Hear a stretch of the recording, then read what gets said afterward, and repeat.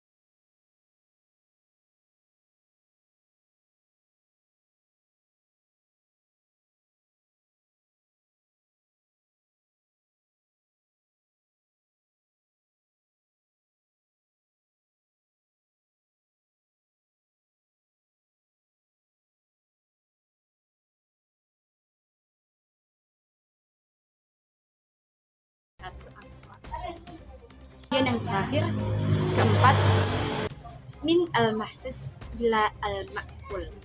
Prinsip yang diterapkan berdasarkan pemikiran yang rasional.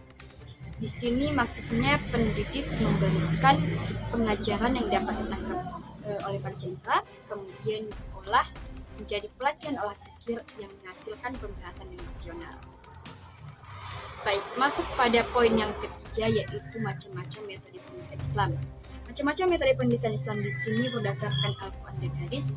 Yang pertama ada metode ceramah. Metode yang disampaikan oleh pendidik menyampaikan informasi melalui lisan dan didengarkan oleh peserta didik. Kemudian yang kedua, metode tanya jawab. Pendidik akan mengajukan pertanyaan kepada peserta didik mengenai materi yang telah dibahas. Kemudian metode yang ketiga, metode diskusi.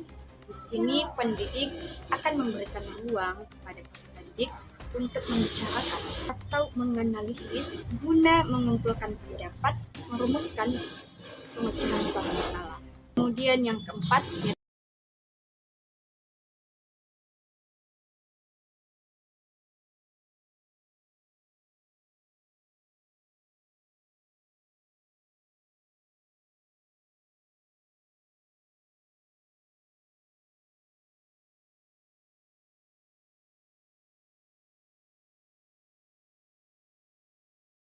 ada metode eksperimen. Metode ini kebalikan demonstrasi. Jika tadi demonstrasi pendidik yang melakukan, maka di eksperimen peserta didiklah yang melakukan percobaan dan disimak atau diikuti oleh peserta didik yang lain. Di sini pendidik akan mengamati dan memberikan arahan. Kemudian ada metode kerja kelompok. Di sini pendidik akan membagi tiap-tiap peserta didik ke dalam kelompok dan memberikan bahan ajar atau materi yang akan didiskusikan lebih lanjut. Ini juga bisa melatih interaksi antara sesama peserta didik. Kemudian ada metode kisah. Ini hampir sama dengan metode ceramah. Perbedaannya terdapat pada bahan ajar. Di metode kisah ini bahan ajarnya itu dengan memberikan kisah berupa kisah seperti kisah-kisah keteladanan.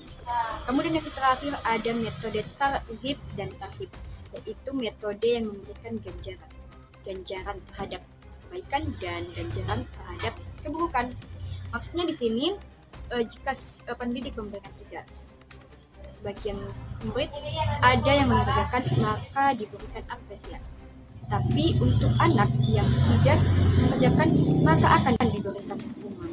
Tetapi hukuman di sini membuat jerah peserta didik dan melatih agar peserta didik dapat bertanggung jawab.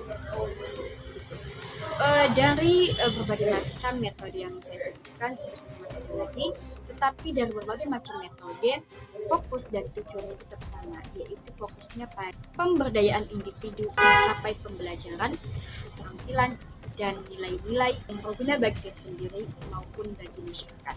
Kemudian masuk pada poin keempat, yaitu tujuan metode pendidikan Islam. Tujuan di sini sama seperti jika kita melakukan suatu aktivitas. Kita melakukan satu aktivitas tentu memiliki alasan dan tujuan kenapa kita melakukan hal tersebut. Begitu juga dengan metode pendidikan Islam. Tujuannya yaitu membentuk kepribadian muslim yang berakhlak mulia, yang di dalamnya mengajarkan peserta didik untuk jujur, amanah, dan bertanggung jawab.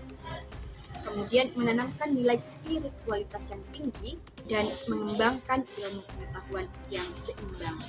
Kemudian masuk pada poin terakhir, poin kelima, yaitu urgensi dari metode pendidikan Islam. Urgensi pada metode pendidikan Islam ini sangat tinggi karena menyentuh aspek fundamental. Karena pendidikan Islam tidak hanya berfokus pada pengembangan pengetahuan, tapi juga pada pengembangan karakter secara holistik. Dengan pendekatan yang tepat, pendidikan Islam tidak hanya akan menghasilkan individu yang berpengetahuan, tetapi juga memiliki akhlak yang baik dan mampu memberi energi positif baik bagi dirinya sendiri maupun sekitarnya. Baik, itulah serangkaian penjelasan yang dapat saya sampaikan. Sebelum saya tutup, saya akan memberikan kesimpulannya. Jadi, kesimpulannya, metode pendidikan Islam dirumuskan sebagai pendekatan yang mengintegrasikan nilai-nilai spiritual dan moral dalam proses pembelajaran. Metode ini menekankan pada aspek pembentukan karakter, pembelajaran berbasis ilmu yang berguna, serta penerapan ajaran Islam bagi kehidupan sehari-hari. Metode pendidikan Islam juga menekankan keseimbangan antara aspek duniawi dan ukhrawi dengan tujuan mencetak generasi yang kompeten kompeten, berintegritas, dan mampu menjalankan peran sosialnya. Baik. Nah, bagaimana sobat? Itulah tadi penjelasan saya mengenai metode pendidikan Islam. Sebelum saya tutup, saya ingin mengutip satu kalimat. Dengan pendidikan Islam, kita tidak hanya menguasai ilmu, tetapi juga membangun peradaban yang lebih baik. Teruslah belajar, mari berkembang, sampai jumpa. Wassalamualaikum warahmatullahi wabarakatuh.